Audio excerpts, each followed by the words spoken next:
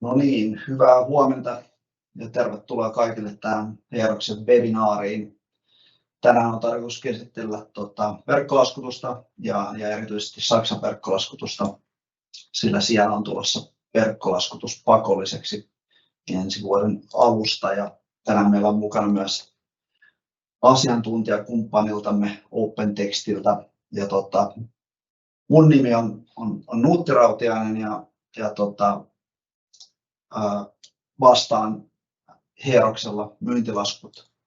ja pankkipalvelusta ja taustoista ehkä sen verran, että melko pitkä kokemus,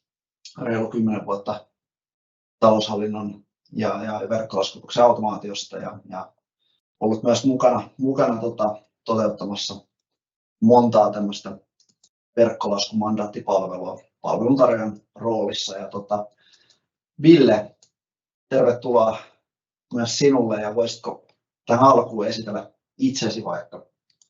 Jees, kiitoksia Nuutti. Joo, hyvää huomenta munkin puolestani. Eli olen Ville Parkkinen, tuotemarkkinointijohtaja OpenTextillä. Tänä päivänä keskityn aika laajasti vähän enemmän tuonne toimitusketjupuolelle, mutta olen ollut näiden verkkolaskuratkaisujen parissa, että OpenTexthän on verkkolaskuoperaattori ja jos haetaan näitä historian nimiä, niin täältä saattaa tulla nimiä kuin Liaison Technologies ja sitä ennen Anilinker, jonka kautta tämä business on sitten aikanaan lähtenyt käyntiin, eli on paljon ollut käänteissä mukana. Itse olen noin 10 vuotta tätä seurannut, että 2013 tulin taloon ja tällä tiellä ollaan edelleen, että on saanut kyllä seurata tätä Suomessa verkkolaskumarkkinan sanotaan kypsymistä, että me ollaan täällä aika edelläkävijöitä, mutta nyt sitten vähän mitä tänään jutellaan, niin toi muu maailmakin on sitten aika isolla pyörällä nyt sitten tulossa perässä näiden mandaattien kanssa ja verkkolaskun edistämisen kanssa, että odotan innolla keskustelua tänään. Joo, kiitos ja todellakin voi tosiaan päästä tänne puhumaan ja vähän antamaan sitä näkemystä sieltä verkkolaskuoperaattorin näkökulmasta ja tosiaan tänään on tosi tärkeä aihe. Saksa on yksi Suomen tärkeimpiä kauppakumppaneita. Yritin alkuun selvittää tätä niin webinaaria varten, että numero onko se 1, 2, 3, mutta se tuntuu vaihtuvan vähän vuosittain. Viime vuonna taisi olla 3. tärkein vientimaa, mutta se ei tietysti niin tarkoita sitä välttämättä, että onko se niin kuin maayhtiöiden kannalta se suosituin kumppani, mutta tärkeän asian parissa ollaan tänään. Katsotaan nopeasti vielä päivän agendaa tähän näin. Eli introt hoidettiin jo tuossa äsken ja sitten sen jälkeen muutama sana meidän tästä yhteistyöstä, joka on jatkunut aika pitkään. Sen jälkeen vähän niin kuin verkkolaskumandaateista yleisesti, mitä Euroopassa tapahtuu ja sitten niin kuin se Saksan verkkolaskumandaatti. Sitten käydään läpi meidän näkemys siitä, että miten tämä mandaatti voidaan taklata ne vaatimukset ja sitten samalla saada hyötyjä siitä digitalisaatiosta ja automaatiosta. Päätetään tämä webinaari ihan niin perinteiseen 3 vinkkiin. Ja on mahdollista esittää kysymyksiä chatin kautta, mutta pyrimme vastaamaan niihin niin kuin ajan salliessa. Jos ei, niin sitten palaamme niihin webinaarin jälkeen. Tosiaan, seuraavaksi muutama sana meidän yhteistyöstä, joka on aika pitkä, jos puhutaan niin kuin verkkolaskutuksesta yleisesti ja taloushallinnon automaatiosta. Eli olemme tehneet yhteistyötä yli 20 vuotta ja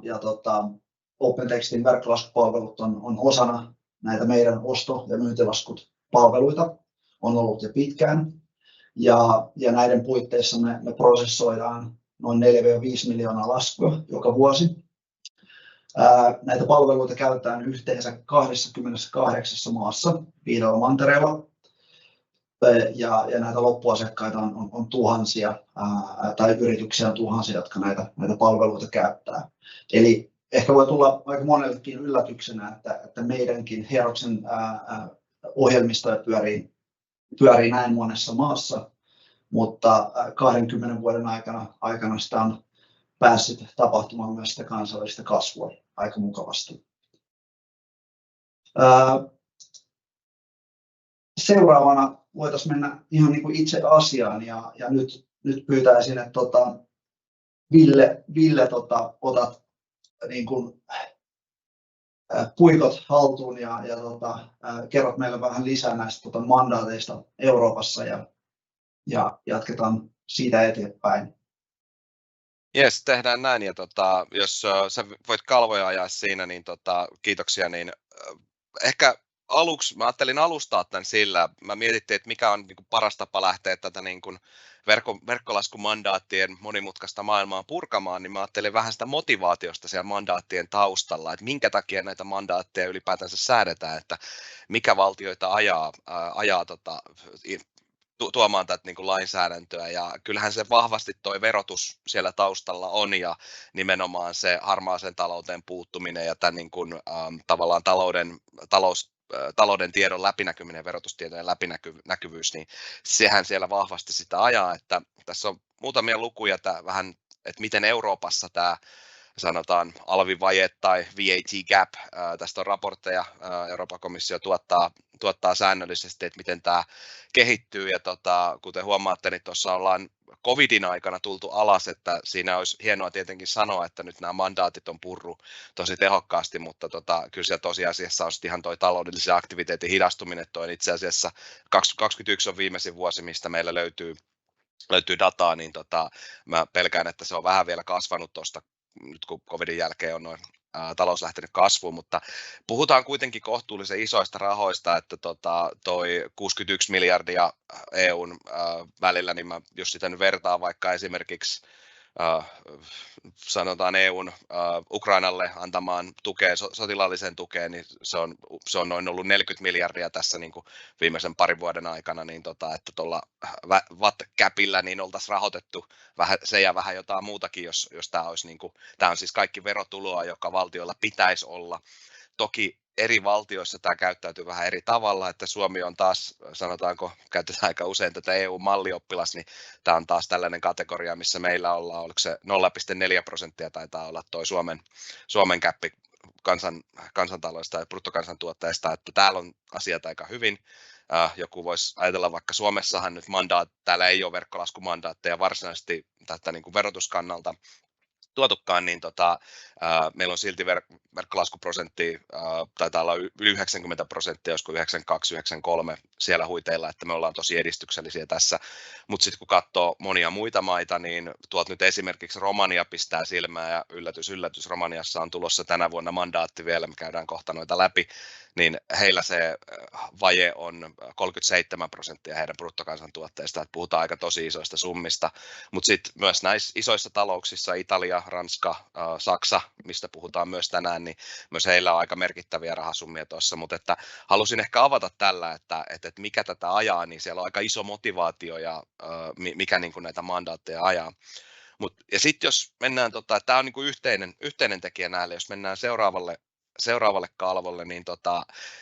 vaikka siellä on yhteinen tavallaan ajaja näille, niin toteutustapa voi olla hyvinkin vaihtelevainen, että täällä nyt mandaattia voi ajaa erilaisilla malleilla, ja Suomessa, missä nyt varsinaisesti lainsäädäntöä ei ole tuotu, mutta Suomessa miten verkkolaskutus toimii, niin se toimii tällaisen operaattorimallin mukaan, eli vähän niin kuin puhelinoperaattorit on, että on joukko-operaattoreita, pankit on operaattoreita ja sitten on palveluntarjoajia niin kuin OpenText, jotka on operaattoreita, ja sitten yhdessä tämä verkosto välittää laskut ostajien ja laskuttajien välillä. Muita malleja, missä sitten on nuo viranomaiset mukana, niin niitä on vähän eri tapoja toteuttaa. Eri maat on mennyt vähän erilaisilla variaatioilla tästä, että on niin kuin ihan puhtaasti tuollaista keskitettyä mallia tai raportointia, tai sellaista pitää ensin hyväksyttää lasku viranomaisella ja sen jälkeen se voi lähettää ja näin poispäin. Ei mennä tarkemmin tässä näihin, että tämä on ihan oma webinaarissa näihin sukeltaa, mutta sen verran halusin vaan tuoda esiin, että tässä on niin kuin lähinnä tämä kompleksisuus, että jos toimitaan useammassa maassa, niin ne systeemit voi olla hyvinkin erilaisia siellä, että millä ne toimii, ja tämä on myös aika kehittyvä kenttä tässä, niin kuin kohta nähdään. Ehkä tuosta 5 kulman mallista, mikä tuolla on, niin se on tällainen tavallaan, niin kuin nyt Ranskassa tulee käyttö, että Ranska noudattaa tällaista, ja tämä on ehkä muodostumassa tällaiseksi niin kuin toivottavaksi malliksi, mitä haluttaisiin noudattaa, että se niin kuin yhdistää näiden operaattorimalli ja sitten näiden raportointien niin parhaat puolet, että yritetään tehdä se helpoksi ja sitten mahdollistaa sitten sen laskudatan hyödyntäminen sitten business-prosessiautomaatiossa ja näin poispäin. Mutta ei ehkä näistä sen enempää, mutta että lähinnä tämä tavallaan tämä mandaatti, että ei ole yhdenlaista tapaa tehdä niitä, vaan nämä voi toimia vähän erilaisilla logiikoilla. Ja sitten jos mennään taas seuraavalle kalvolle. Sulla on, joo. Ihan vaan semmoisen, että tämähän niin kuin tosiaan näyttää aika kompleksilta ja itselläkin on kokemusta, että periaatteessa kaikissa mandaateissa, missä on ollut mukana, niin se malli on ollut aina erilainen ja vaikka niissä on ollut näitä niin kuin perusominaisuuksia vähän niin kuin samanlaisia, mutta yrityksellähän tämä on niin painajaismaista pahimmillaan, koska joka maassa on oma mallinsa ja myös Euroopan sisällä on syntynyt näitä eri malleja, on syntymässä eri malleja, niin tämähän on kuitenkin tulossa ehkä pitkällä aikavälillä jotain helpotusta kuitenkin EUn puolesta, vai mitä? Joo, kyllä, ja mehän tuossa käsitellään, että EUn tarkoituksenahan on usein tosi monilla eri alueilla, myös verkkolaskutuksessa, niin EUn tarkoituksenahan on yhtenäistää käytäntöjä jäsenmaiden välillä, niin puhutaan kohta tuosta VIDA-konseptista tarkemmin täällä näin, mutta joo, toi oli hyvä pointti, ja ehkä sellainen, minkä unohdin sanoa tuossa, että kun tänään keskitytään tähän Saksan malliin, niin Saksan malli on siitä mielenkiintoinen, että se, vaikka se on nyt aika tuore, ja tuo verotus on tosi monessa maassa, se nimenomaan se viranomaisten rooli on aika iso, niin kuin Puolassa, Ranskassa, tosi monessa näissä on nimenomaan se e-raportointi viranomaisille on tosi isossa osassa, niin Saksa noudattaa tuota operaattorimallia, eli heidän mandaattinsa itse asiassa perustuu siihen niin kuin operaattoriverkosto tai vähän niin kuin karkeasti ottaen, että siellä ei ole tällaista niin kuin viranomaisen roolia tässä vaiheessa vielä tulossa, että se miten se mandaatti on säädetty, että sellainen ehkä lisäyksenä tuossa. Mutta jos katsotaan näitä, että mitä Euroopassa nyt on tapahtumassa tässä tulevien vuosien aikana, niin kun mä mainitsin tuon Romanian, että 37% toi alvivaje siellä, niin heillä on tulossa pakollinen P2P-verkkolaskutus, e-faktura tulossa tänä vuonna tuossa heinäkuussa, ihan itse asiassa nurkan takana. Saksasta puhutaan näistä aikatauluista tarkemmin tuossa, mutta Saksan lisäksi niin ensi vuoden alusta Kreikassa ja Slovakiassa on tarkoitus tulla verkkolaskutus. Mä sanon, että on tarkoitus tulla, että he on ilmoittaneet, että heillä tulee, mutta näistä vielä ehkä vähän puuttuu sellaista tietoa ja mitä me ollaan katsottu aikaisemmin, niin esimerkiksi Ranskan mandaatin piti tulla voimaan alun perin jo tänä vuonna, mutta nyt se on tulossa voimaan 2026, koska siellä tultiin siihen lopputulokseen, että ei me olla valmiita laittamaan tätä käytäntöä, ja heillä on itse asiassa aika kunnianhimoinen se koko setappi siellä, ja samoin Puola viivästyi sitten siinä, niin noi Kreikka ja Slovakia on ehkä sellaisia, että katsotaan, että mikä se oikea ajoitus sitten tulee olemaan sen mukaan, että kun ollaan valmiita tuohon, mutta että suunta on kuitenkin selkeä. Raportointia Romaniassa ja Portugalissa tulossa sitten ensi vuoden alusta, Espanjaa, niin kuin sanoin, tuo Puola ja Ranska on tosi tärkeitä täällä näin, ja näette vähän noita muita siinä, mutta Saksaa käsitellään kohta tuota aikataulua vähän tarkemmin, mutta ennen kuin mennään sinne, niin mä haluaisin tuosta viimeisestä kohdasta tuolla Euroopan lipun yhteydessä olevasta VIDasta, niin kuin mainitsin, niin siitä sanoa muutaman sanan, eli toi VIDA tulee sanoista Value Added Tax in the Digital Age, eli se on tällainen Euroopan, voisiko nyt sanoa, että lainsäädäntökokonaisuus tai tällainen, mitä ollaan käsitelty jo, tarkoituksena oli tuoda se voimaan jo vuonna 2028, mutta nyt se on viivästynyt ja tällä hetkellä odotetaan, että se on joko 2030 tai jopa myöhemmin, että siellä on aina, kuten kaikessa EU-lainsäädännössä, niin siellä jäsenmailla on omat sanomansa ja siellä aina tehdään näitä kompromisseja sitten sen mukaan, että saadaan kaikille sopiva paketti, mutta se eli me ei tiedetä vielä, mikä se lopullinen muoto tulee olemaan ja mitä se käytännössä nyt sitten, niin kuin, että varsinaiset säännökset tulee olemaan, mutta se yleinen ajatus siinä on se, että yhtenäistetään näitä käytäntöjä varsinkin tuon e-raportoinnin osalta ja sitten siihen todennäköisesti sisältyy, mikä Saksan mandaatissa on jo myös sisällä, on tällainen niin kuin Eurooppa-normin mukainen laskusisältö, niin on todennäköisesti yksi olennainen osa myös tätä vidan sitten, että tuo laskudata on yhdenmukaista sitten EU-maiden välillä, mutta tosissaan niin se on, varmaan tullaan tekemään tulevia webinaareja tästä sitten, kun kuullaan vähän tarkemmin, mutta se on sellainen asia, mikä on hyvä pitää mielessä ja mainitaan tässä Saksan mandaatin yhteydessä myös, että Saksan mandaatti jättää tämän, vaikka siellä ei nyt ole raportointivaatimusta, niin se todennäköisesti sitten tulee ton vidan myötä sitten se raportointikuvaan siellä myös. Kun aikajana vähän katsoo, niin alkaa stressitasot nousee. Ehkä itse kullakin ja monessa yrityksessä varmaan pitää kiirettä, varsinkin jos toimitaan näillä markkinoilla, mutta miten tämä niin kuin teidän organisaatiossa näkyy, koska teilläkin varmaan on siellä monta projektia päällekkäin menossa? Joo, siis kyllähän tämä on ihan koko päivä työ näiden mandaattien perässä pysyminen, varsinkin kun meillä on compliance taitaa olla nyt 48 maata, mitä me katetaan ja tietenkin aktiivisesti katsotaan, että missä on tulossa uusia mandaatteja, mitä ne vaatimukset on ja että mikä on niin kuin realistista meidän kautta toteuttaa, että tietenkin pyritään mahdollisimman laajaan kattavuuteen, mutta sitten esimerkiksi Etelä-Amerikassa voi olla tällaisia niin kuin vaatimuksia tavallaan, mitkä tekee sitten siitä haastavaa niin kuin paikallisten datacentereiden ja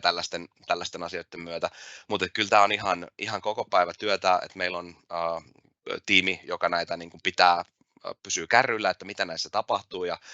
näissä on yksi hyvä asia pitää mielessä, että näähän ei ole sellaisia, että joku mandaatti tulee ja se nyt on siinä, vaan siitä tulee sitten päivityksiä ja versioita, että sit pitää tavallaan pitää sitten se myös ajan tasalla, että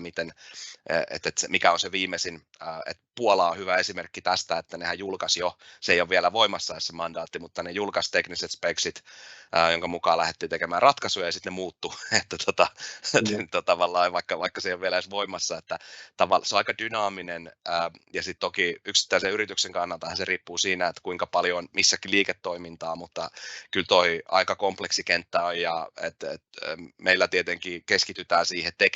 tekniseen vaatimusten täyttämiseen ja sitten meillä on kumppaneita sitten tuolla vaikka veropuolella sitten niin kuin verokonsulttipuolella, että saadaan sitten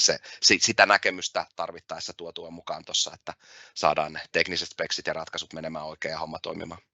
Joo. Mutta mitäs sitten se Saksan verkkolaskumandaatti tarkemmin, jos mennään siihen seuraavaksi, niin milloin se on tulossa ja mitä se tarkemmin toimii? Joo, eli kokosin tähän lyhyesti, hyvin ytimekkäästi yhdelle kalvolle, että nyt niin kuin, mitä se nyt sitten tarkoittaa, niin käytännössä se tarkoittaa sitä, että tuon Eurooppa-normin mukaisten verkkolaskujen lähetys tulee Saksassa pakolliseksi, tai verkkolaskutus Saksassa tuon Eurooppa-normin mukaisesti tulee pakolliseksi Saksassa. Siinä on siirtymäaika, me käydään kohta tarkemmin, että se ei ole vielä tuosta tammikuusta niin kuin ihan kokonaan voimassa, mutta ensimmäinen vaihe alkaa tosissaan tuossa tammikuun alussa, ja tosissaan tässä vaiheessa niin siellä ei ole raportointivaatimusta nyt, eli tämä on vähän erilainen kuin sitten tuo Puola ja Ranska esimerkiksi, mutta siinä jätetään tuo varaus siihen, että kun saadaan se laskudata sähköiseksi ja myös tuo Eurooppa-normin mukaiseksi, niin sitten se raportointia on sitten helpompi myöhemmin sitten tuoda mukaan ja se on todennäköisesti sitten sen vidan myötä, eli siinä tulee nyt sitten, katsotaan miten asiat kehittyy, mutta tässä vaiheessa ei ole vielä niin kuin osana tätä mandaattia ja lyhyesti, että ketä toi nyt koskee, niin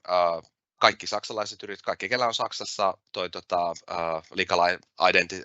legal entity, eli saksalaiset yritykset ja sitten tytäryhtiöt, jotka on rekisteröity Saksassa, niin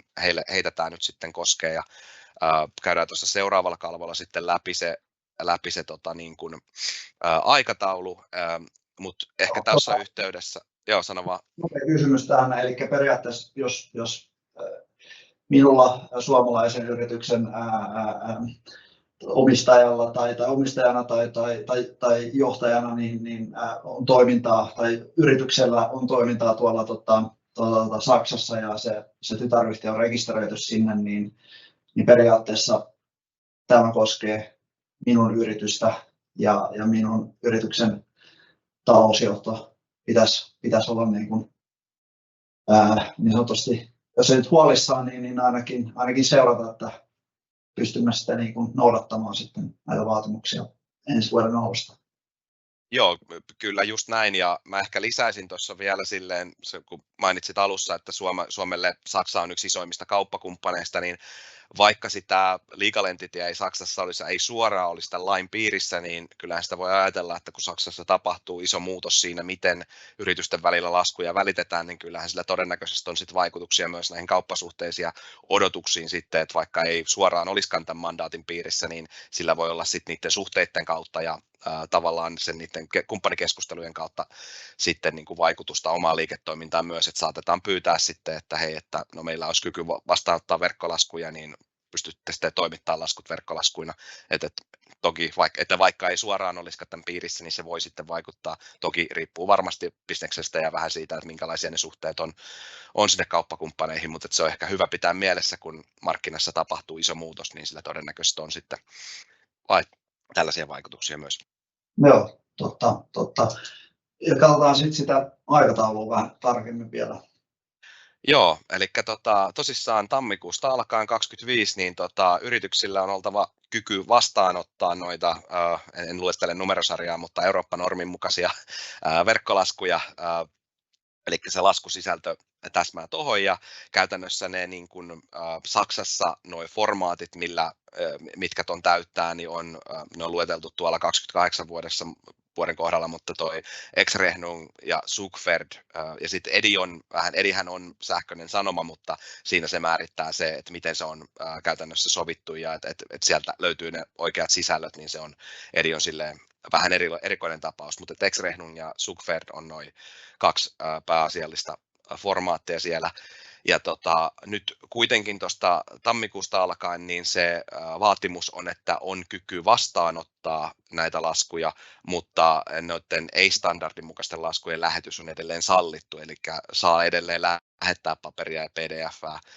tuosta 25 vuoden alusta alkaen. Nimenomaan se vaatimus on siinä, että jos sulle lähetetään verkkolasku, niin sun pitää se hyväksyä, että kaikilla pitää olla valmius käsitellä, ja se valmiushan sitten tarkoittaa, että se voi tulla tuossa X-Rechnung muodossa tai se voi tulla Zugfertissä, ja niissä on vielä vähän omia variaatioita, X-Rechnungissa on kahta eri variaatiota ja näin poispäin. Ja sitten parin vuoden siirtymäajan jälkeen, niin 27 alusta noi verkkolaskujen, eli nyt on standardin mukaisten verkkolaskujen lähettäminen, siitä tulee myös pakollista yrityksille, joilla on yli 800 000 euron liikevaihto, ja sitten vuosi myöhemmin, eli 28, niin se tulee sitten pakolliseksi kaikille, eli 28 alusta alkaen, niin Saksassa lähetetään ainoastaan noita standardin mukaisia laskuja, eli X-Rechnung ja Zugfertia tai sitten Ediä siltä osin, kun se täyttää noin standardin mukaiset tietosisältövaatimukset. Okei, eli niin kuin,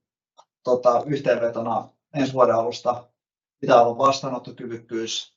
näiden Zugfertin ja X-Rechnungin osalta, ja tosiaan se tarkoittaa myös sitä, että se pitää pystyä prosessoimaan, lukemaan se data sieltä laskun sisältä ja myös arkistoida oikealla tavalla. Ja sitten 27 tai 28 pitää pystyä lähettämään näitä samoja formaatteja, ellei tule tietysti jotain muutoksia tässä sitä ennen, niin kuin tässä aikaisemmin puhuttiin. Eli näin se menisi lyhykäisyydellä. Kyllä, juuri näin se menee. Ja tuossa on hyvä tosissaan sellainen pieni detalji muistaa siinä, koska jos kuka yleisössä tuntee esimerkiksi Zugfertia, niin Zugferthän on itse asiassa PDF-faili, jossa on embedattuna XML-tiedosto. Eli käytännössä siinä on laskuvisualisointi, joka voidaan lähettää sähköpostilla, ja meillä on näistä kanavista ollut puhetta, mutta että hetkinen, tarkoittaako se, että mä voin ottaa vastaan verkkolaskuja, niin tarkoittaako se sitä, että mä voin ottaa vaan vastaan sähköposteja, että se täyttää mun vaatimukset, niin no sähköposti, kun kanavia ei ole määritelty, eli tässä ei ole mitään vaatimuksia sille, että miten ne laskut toimitetaan, mutta se on hyvä pitää mielessä, että se niin kuin laillinen lasku on sitten Zugfertin osallakin, se ei ole se PDF, vaan vaan se on se XML. Eli siinä ottaa sitten aina, että ensinnäkin arkistoinnin kannalta, niin se on se XML, mikä pitää hoitaa arkistointi, ja sitten se niin kuin, että jos siinä sattuu olemaan eroa siinä PDF-visualisoinnissa ja XML-tiedossa, niin se XML-tiedosto on se, mitä katsotaan sitä auditoinneissa ja näin poispäin. Että mä en tiedä, oliko sulla kohta teknologiaa, sä saatat mainita näistä vielä vähän enemmänkin, mutta että toi on sellainen hyvä asia ehkä, mitä pitää mielessä siinä, että tämä saattaa näyttää siltä niin hetkinen, eli Zuckverille, kun mä voin ottaa sähköposteja vastaan, mutta se on kuitenkin käytännössä, niin se on vähän isompi se muutos sit siinä, ja nimenomaan johtuen siitä, että pitää, kuten mainitsit aikaisemmin, että pitää pystyä käsittelemään niitä sähköisiä laskuja. Kyllä. Joo, mennään sitten vähän eteenpäin vielä ja katsotaan, että miten me voitaisiin auttaa näiden vaatimusten kanssa. Ja alkaa tuossa aika kello tikittää, niin yritän mennä vauhdilla, mutta kuitenkin läpikäydä nämä asiat. Eli alkuun ihan muutama tämmöinen niin kuin pääpointti, niin kuin mitä kannattaa huomioida, kun lähdetään niin kuin rakentamaan tämmöistä tukea verkkolaskumandaatille yrityksen toimesta. Kannattaa niin kuin tutustua siihen niin kuin nykyiseen setupiin, eli mitä järjestelmiä siellä on, mitä prosesseja on käytössä. Nämä verkkolaskumandaatit usein asettaa uusia vaatimuksia niille järjestelmille ja prosesseille ja toimintatavoille. Hyvä käydä läpi, että mitä osaamista talon sisällä on. Globaalit firmathan on niin kuin tottunut näitä niin kuin pyörittämään, jos ei nyt vuosittain, niin melkein vuosittain tai joskus saattaa olla useampikin yhdessä vuodessa, mutta PK-yrityksillä harvemmin on niin kuin näihin dedikoituja ihmisiä ja tiimejä, mutta kuitenkin pitää identifioida ne tärkeimmät henkilöt, joiden pitää olla mukana tässä. Yleensä ne löytyy sieltä taloushallinnosta, ne löytyy sieltä lakiosastolta ja sitten IT-osastolta. Ja toki siihen monesti tarvitaan myös projektiosaamista. Oikean lähestymistavan ja kumppanin löytäminen, eli ei ole olemassa mitään yhtä oikeaa ratkaisua jokaiselle yritykselle. Riippuu yrityksen koosta, sen yrityksen liiketoiminnasta kyseisessä maassa, jos on hyvin pientä. Joskus voi riittää sellainen niin kuin hyvinkin simppeli ratkaisu. Jos on paljon laskuja, niin voi olla hyvin haasteellista, jos ei sitä prosessia automatisoida jo heti niin kuin alusta asti. Ja hyvä pitää mielessä myös, että se mandaatti voi olla myös mahdollisuus, eli yleensä näiden mandaattien kautta pystytään niin kuin modernisoimaan niitä prosesseja, automatisoida työtehtäviä ja sitä kautta niin kuin parantaa sitä tehokkuutta, miten se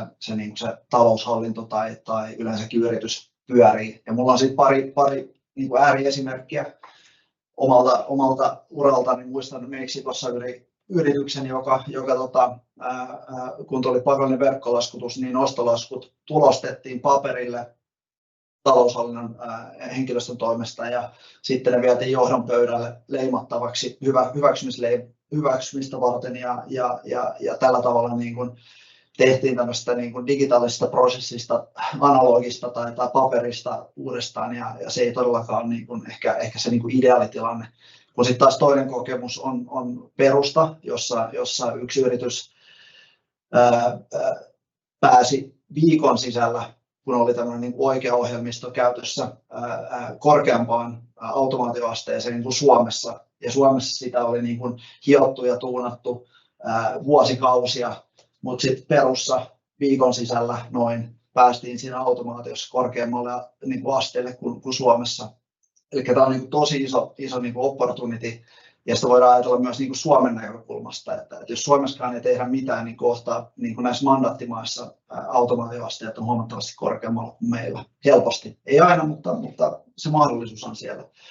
Ja sitten jos katsotaan nopeasti tässä näin, aika alkaa loppua, niin tätä meidän lähestymistapaa ja miten me ollaan tätä niin kuin mahdollistamassa. Eli käytännössä puhutaan niin kuin meidän ostolaskut ja myyntilaskut palveluista, ja tietysti tässä tämä ostolaskupalvelu on niin kuin isossa roolissa nyt ensivaiheessa, koska mandaatti tulee vastaan heti ensi vuoden alusta. Ja tähän on näissä kummassakin palvelussa on jo pitkään ollut niin kuin hyvin niin kuin tiiviisti integroituna tämä OpenTextin verkkolaskupalvelut. Ja toki niiden osalta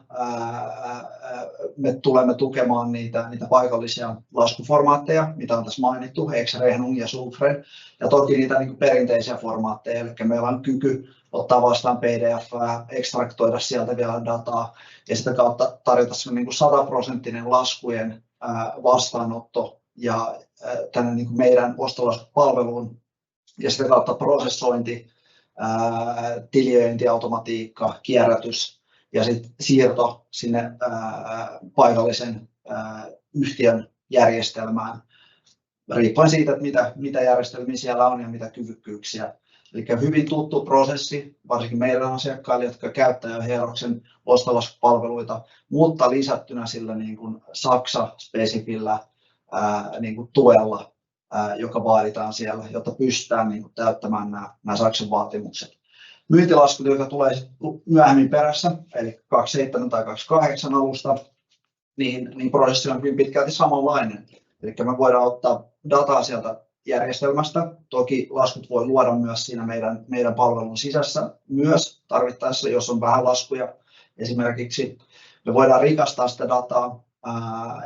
eli se järjestelmän ei pidä tuottaa välttämättä sitä täydellistä EU-normin mukaista dataa heti ensimmäisestä päivästä lähtien, vaan me voidaan sitä rikastaa ja varmistaa siten, että se data on riittävää, jotta me pystytään se välittämään loppuasiakkaalle siinä oikeassa muodossa, Ex-Rechnung tai Subfred muodossa. Ja OpenTextin rooli on tietysti tässä reitittää ja validoida tietosisältöjä ja toimittaa ne laskut sitten sen loppuasiakkaalle. Ja nämä toimituskanavat Saksan osalta tosiaan on hieman vielä kysymysmerkki, mutta siellä tulee olemaan isossa roolissa ne niin kuin olemassa olevat operaattoriyhteydet varmastikin ja PayPal mahdollisesti. Ja toki niin kuin tämä jo mainittu email-kanava myös. Eli näitä pystymme sitten näiden avulla tukemaan tätä Saksan verkkolaskua. Ja sitten vielä ihan pikaisesti, koska olemme jo hieman yliajalla, jos katsotaan tätä niin kuin aikajanalla, niin nämä meidän ostolaskut tulee relevantiksi tosiaan vuodenvaihteessa ja myyntilaskut tuossa 2027 alusta tai sitten 2028 alusta, riippuen sen paikallisen yrityksen liikevaihdosta.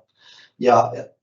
tämän palvelukokonaisuuden avulla pystytään täyttämään ne Saksan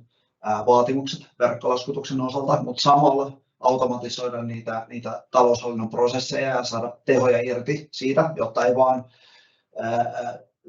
niin päätetä tekemään niitä samoja prosesseja nyt niin kuin uusilla formaateilla vaan. Ja edelleen pystytään niin kuin auttamaan meidän asiakkaita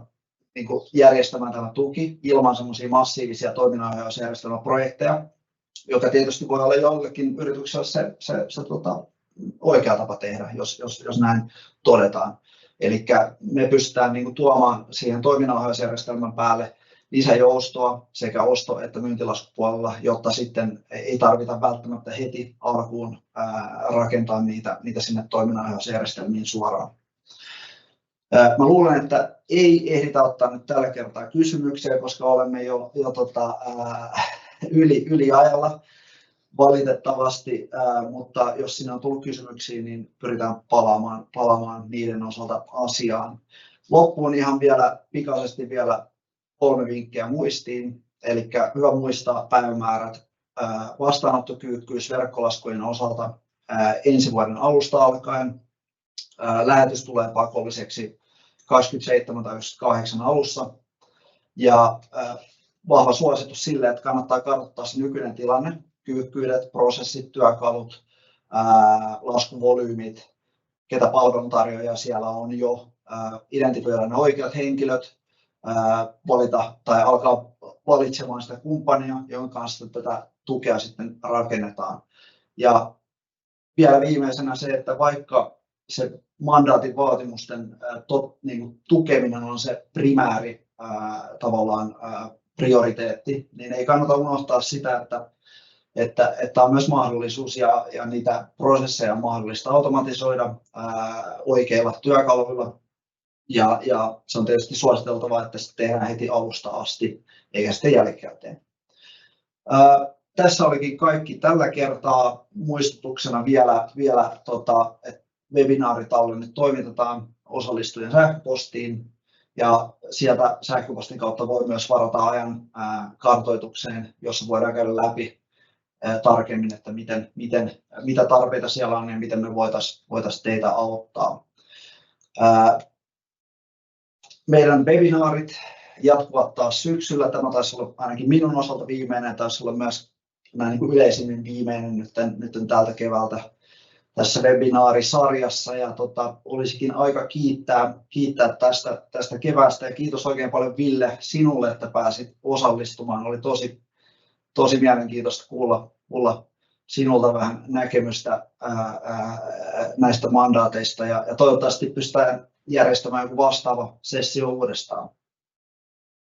Yes, kiitoksia paljon Nutti. Mielenkiintoista asiaa kyllä läpikotaisia. Valitettavasti pitää ehkä varata enemmän aikaa ensi kerralla. Että on.